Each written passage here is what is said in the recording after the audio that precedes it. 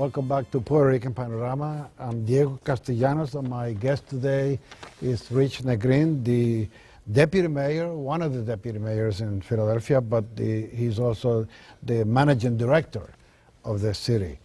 And we told you in the first segment about something that a lot of you may not be aware of, that he was courted by the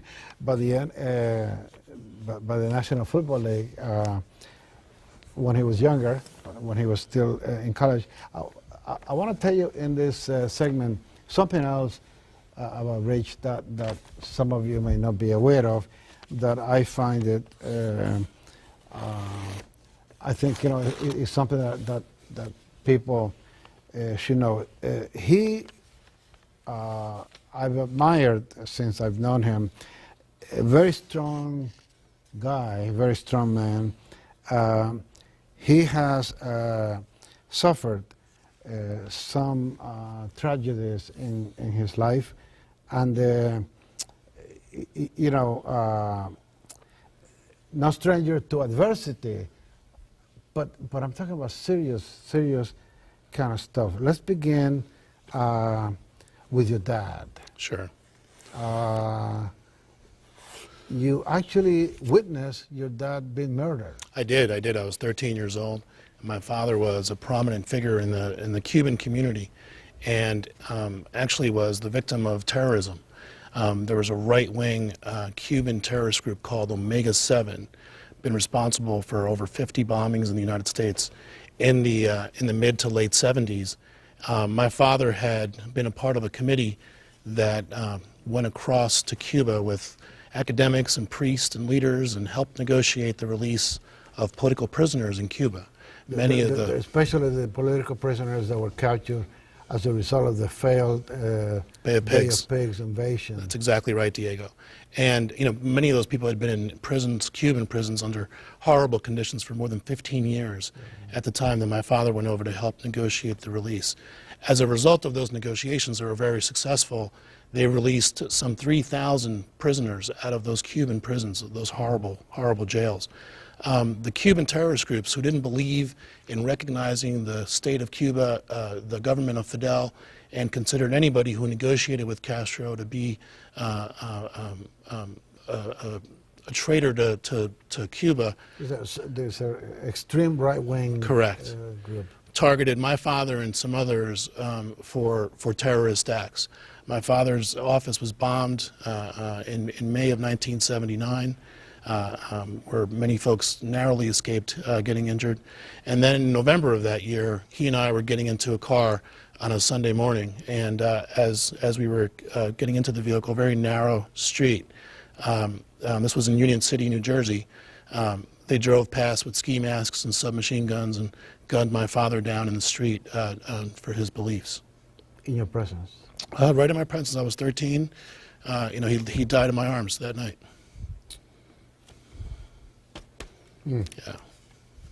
And you know, you talked about earlier why after law school, you know, I think we have things like that happen to our lives, and I had a pastor who would say to me all the time, you can do two things when tragedy like that hits you. You can either become better or you can become bitter. Or both. I chose to become better. I chose to take that experience with support of my faith and my family, and football was a big help to keep me on track as a young man. And that was the real reason I went to law school. That was my first exposure into the legal system, was meeting with the prosecutor who was prosecuting the terrorist who had killed my father. And that's why I became an assistant district attorney for 5 years before I went on to private practice. So it really has helped kind of drive a lot of the reasons why I care about public service and why I've made the choices that I've made professionally and why I am where I am today. Yeah, but you seem to be like, your legal mind, you know, seems to be on the side of, you know, getting the bad guys, rather than defending them.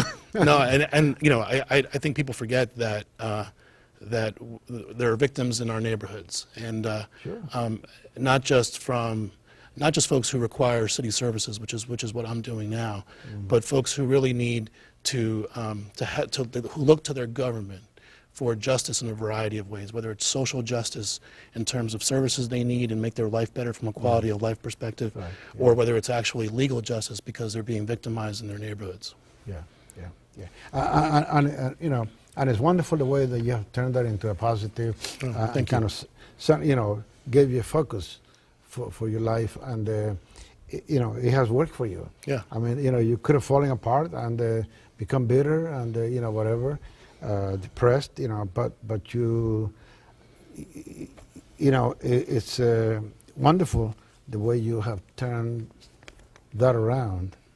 Well, you know, I've been very lucky. I had a great family and lots of support, and Well, speaking of family, and you know, I said that you had faced the adversity a couple times in your life.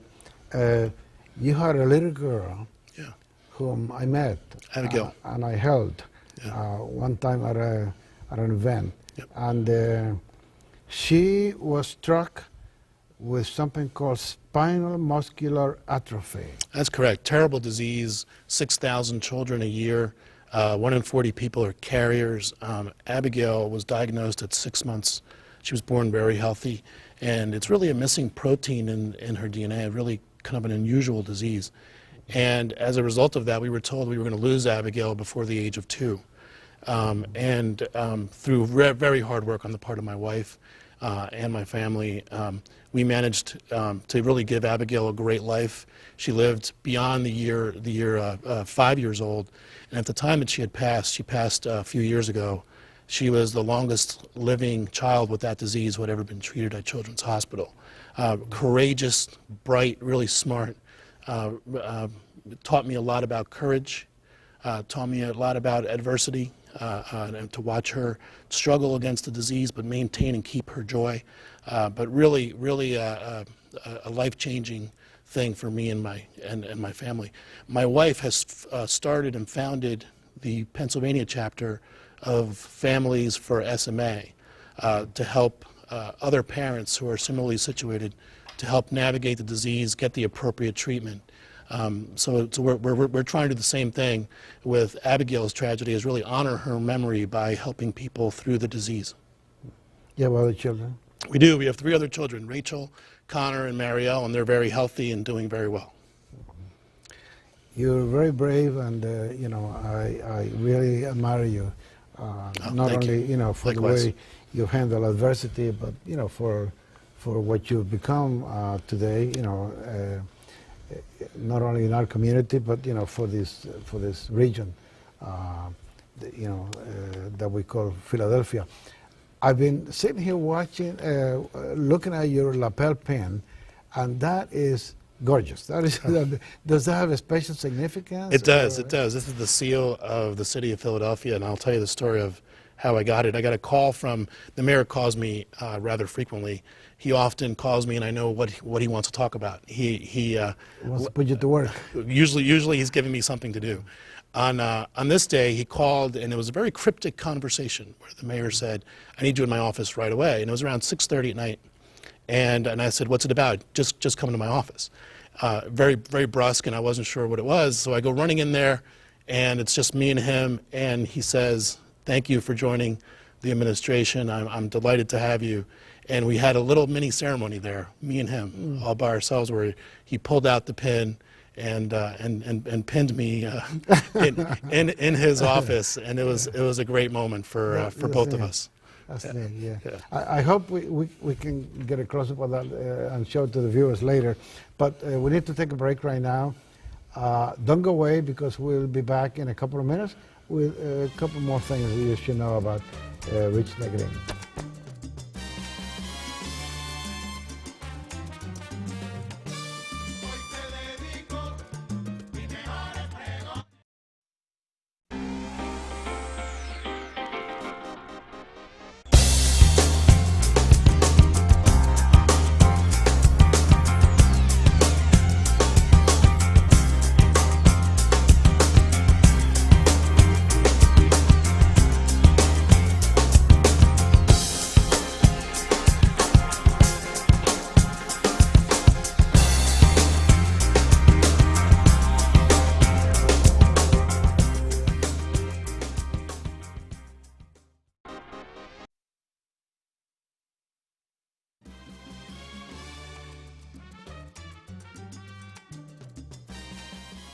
Welcome back to Puerto Rican Panorama. I'm Diego Castellanos, and my guest today is Rich Negrin, the deputy mayor, one of the deputy mayors in Philadelphia, but he's also the managing director of the city.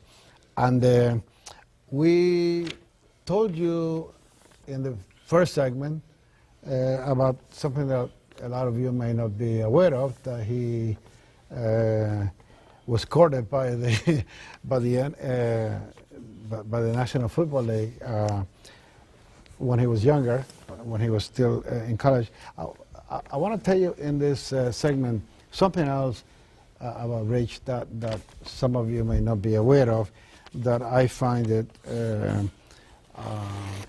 I think, it's something that people should know. I've admired, since I've known him, a very strong guy, a very strong man. He has suffered some tragedies in his life, and no stranger to adversity, but I'm talking about serious kind of stuff. Let's begin with your dad. Sure. You actually witnessed your dad being murdered. I did. I was 13 years old. My father was a prominent figure in the Cuban community, and actually was the victim of terrorism. There was a right-wing Cuban terrorist group called Omega 7, been responsible for over 50 bombings in the United States in the mid to late 70s. My father had been a part of a committee that went across to Cuba with academics and priests and leaders and helped negotiate the release of political prisoners in Cuba. Especially the political prisoners that were captured as a result of the failed Bay of Pigs invasion. That's exactly right, Diego.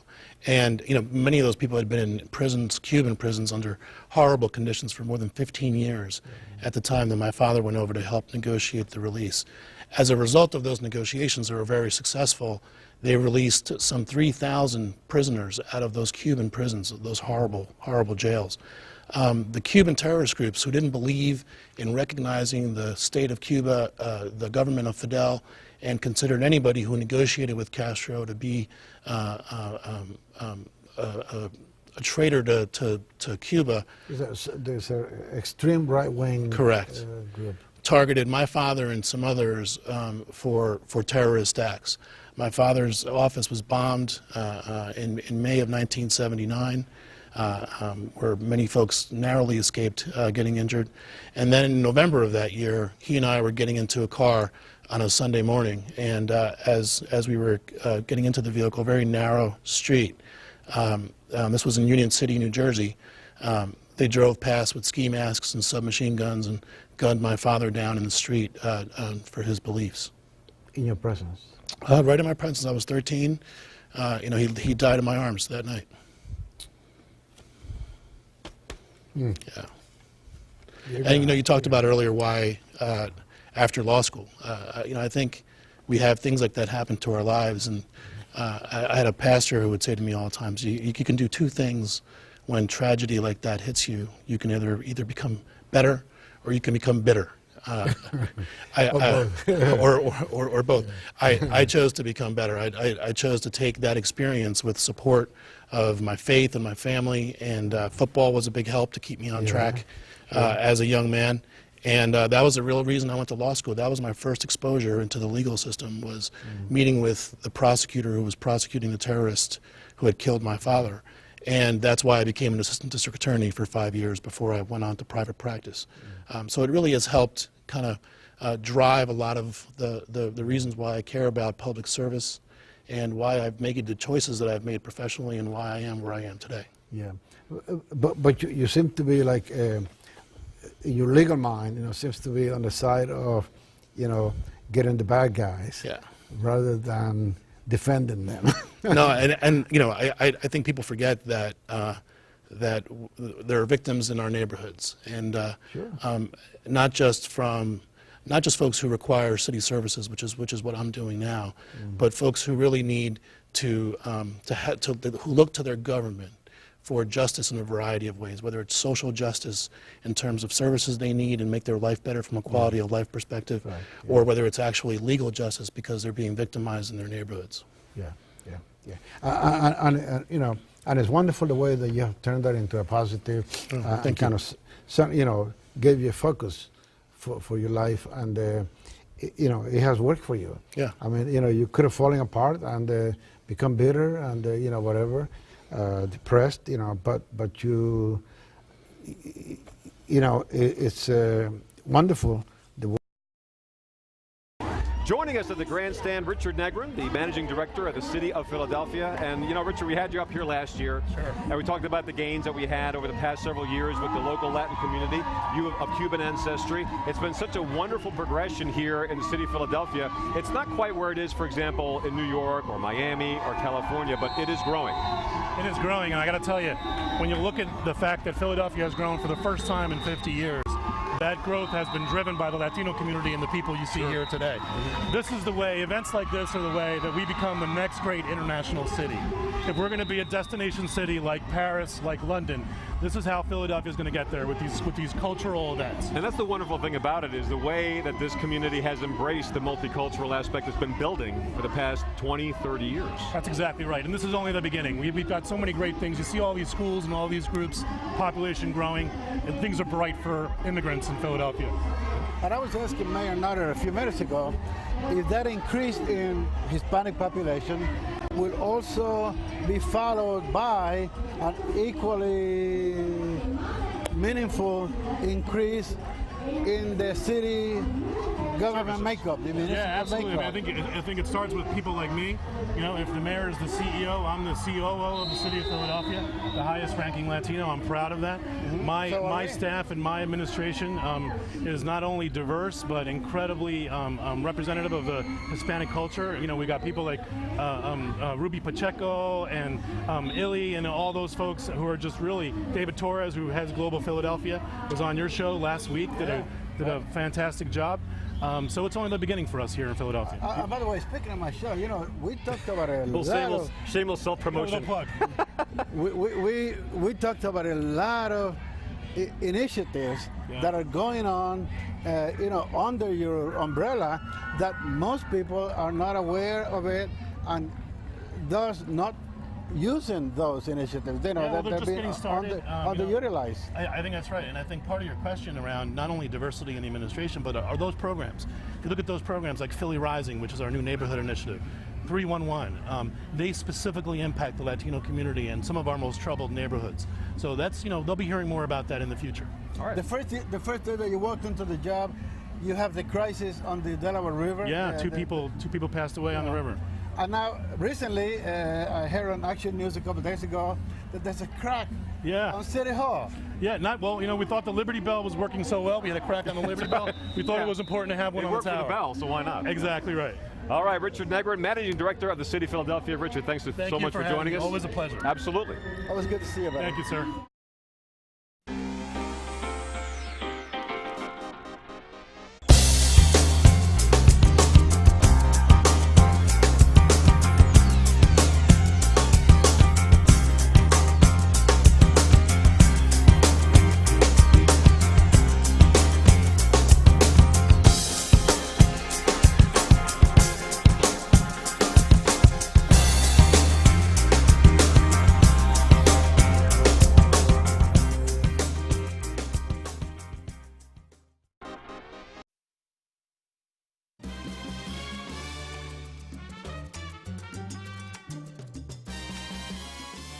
Yeah, there's that pin that we were talking about in the last segment. Those of you who were with us in the last segment, my guest today, Rich Negrin, explained how he got that lapel pin that he's been wearing, and I was looking at it, and it was kind of jumping out of me. It's gorgeous, and it's so significant because, you know, it's a representative of the municipal government of the city of Philadelphia.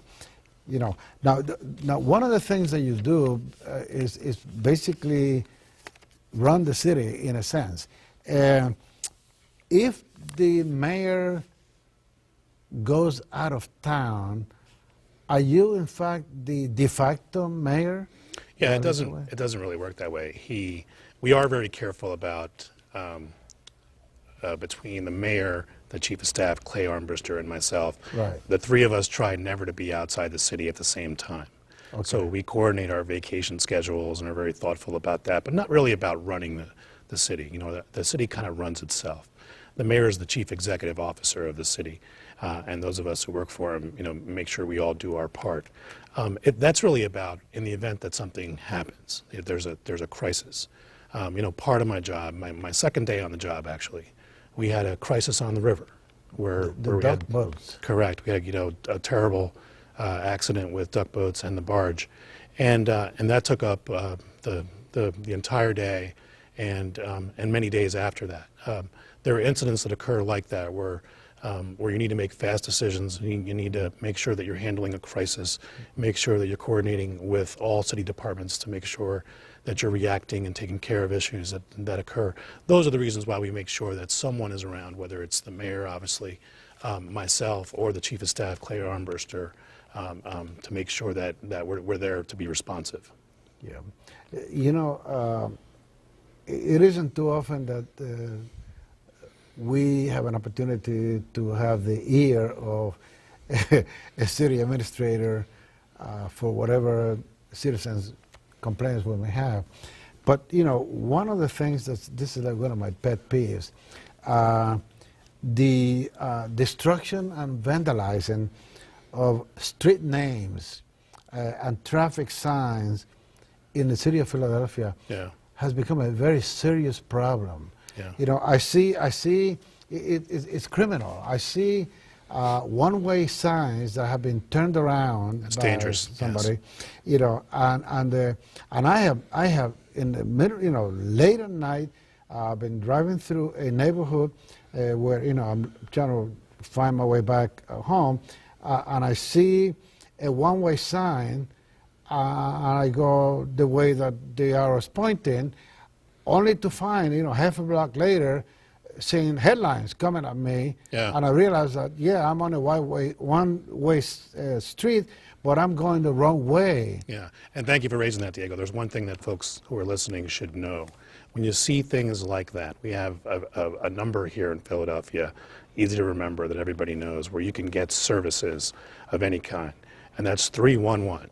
If you call 311 in the city of Philadelphia, something like that will be fixed in a matter of days in most part. Terrific. That is great to know, because you know that you know, somebody's going to get killed. And by the way, that goes far beyond those things. If it's graffiti, if it's potholes, any type of services from a city agency, you call 311 and the city will respond.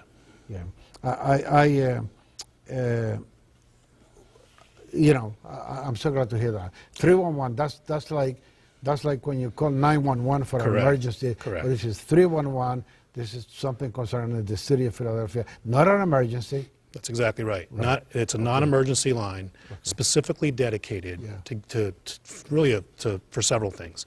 To allow the citizens to raise service complaints, but to make service requests as well, but also to get information. So if you're trying to interact with the government and you're not sure who's the proper department, who do you reach out to, 311 and our staff are trained to specifically answer those questions. What about vacant land in Philadelphia?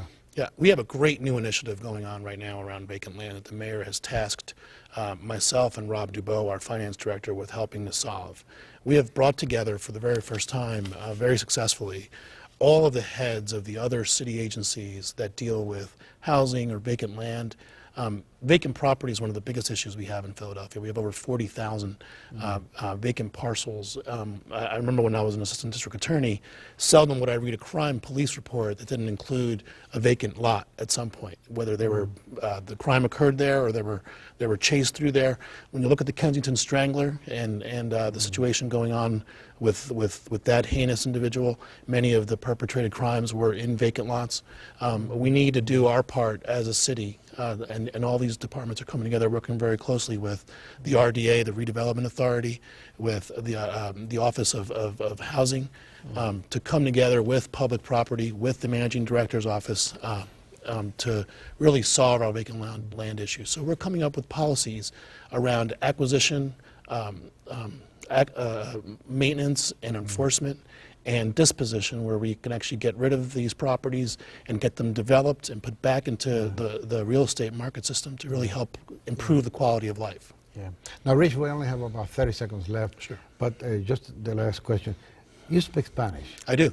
Yeah. I do. Okay. I spoke Spanish before I spoke English. Okay. And then when I was 5 years old and started to go to school, I slowly started to, my Spanish suffered a great deal, so I speak Spanish at a very elementary level. You have a very good relationship with the Hispanic community here. I do. I've seen you at some of the events. In fact, you were MC at one event that I attended. Yeah. Listen, it's great to have you here. Always a pleasure.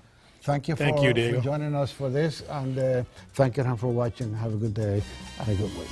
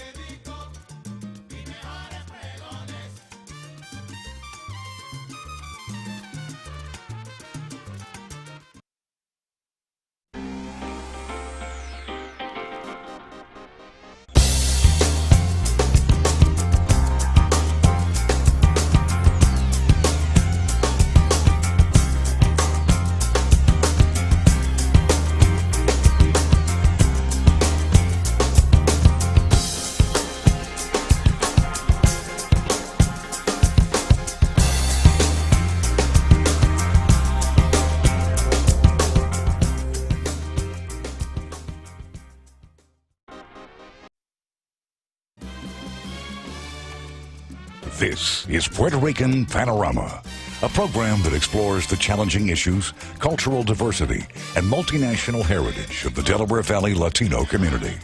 And now, here's your host, Diego Castellanos. Have you ever wondered who is that very tall man standing next to Mayor Nutter every time the mayor is making an announcement, doing a press conference, or appears on television for any reason? Well, he is Richard Negrin, the Deputy Mayor and Managing Director of the City of Philadelphia, my guest on this program. Does he look familiar? Thanks for having me, Diego, and congratulations on 40 years on the air. It's a real pleasure to be on your show. Thank you. Thank you. It's good to have you back on the show. I remember you did a show with me several years ago. Yeah. On another issue, I think it had to do with the Hispanic Chamber of Hispanic Bar Association. Bar Association. Sure. You know, but you are involved in the day-to-day operation of management, policy, strategic coordination. What do you do in your spare time? I don't have any spare time. My spare time is with my children. I've got 3 great kids, Rachel, Connor, and Marielle. The rest of my time really goes to helping to serve the city of Philadelphia. This mayor has a great deal of energy. He keeps all of us very busy. He's everywhere. He is everywhere, and expects us to be everywhere as well. Yeah. Every time I go to a reception of any type, or he's there. Yeah, yeah. Well, he thinks it's people want to see their government at work. They want to meet their leaders. They want to know that you're engaged. They want to know that you're out there working hard for them, and he really exemplifies that for all of us. But now, what is this doing to your private life? I'm very lucky. I have a wife who's an attorney who's very sophisticated. She understands the level of commitment. She is very supportive. You are, without a doubt, the highest-ranking Hispanic in Philadelphia government. Not the first Hispanic in opposition. Pedro Ramos. Yeah, a good friend, Pedro Ramos. Yeah, but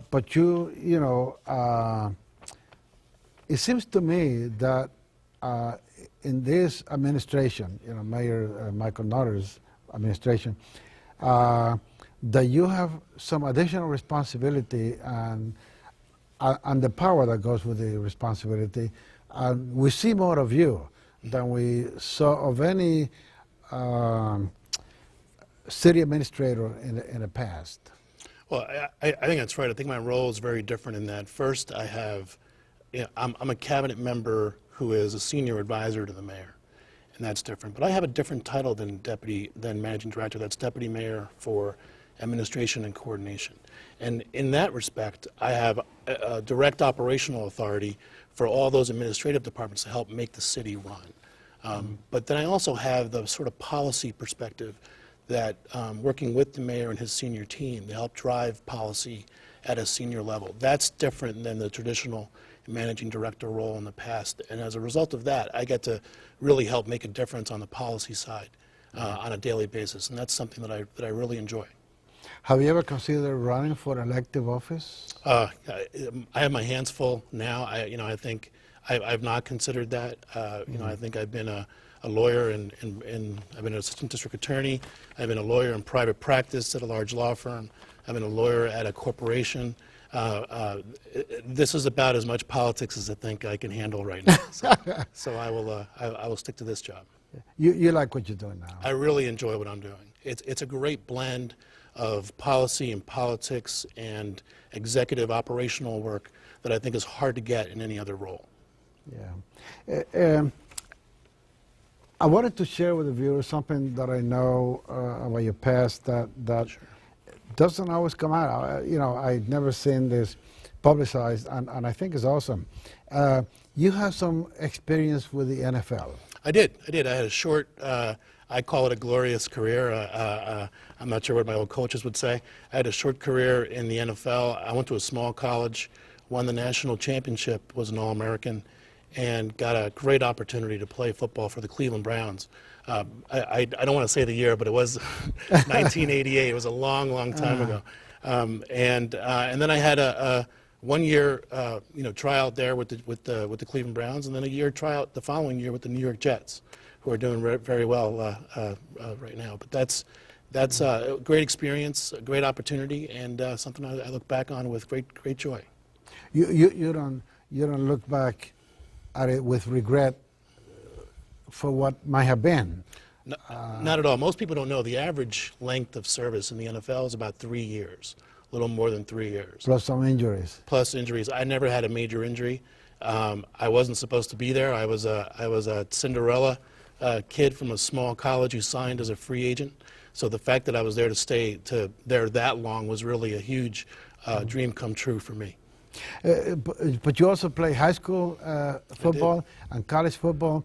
In fact, didn't you play with Walter Perez? I did. In high school? Walter Perez, your anchor, one of your weekend anchors here at ABC, was the defensive tackle who played right next to me. I was defensive end next to him. And he was a fantastic player, all-state in New Jersey, got a full scholarship to college. He was a phenomenal athlete. This is where in New Jersey? In Edison, New Jersey. Yeah.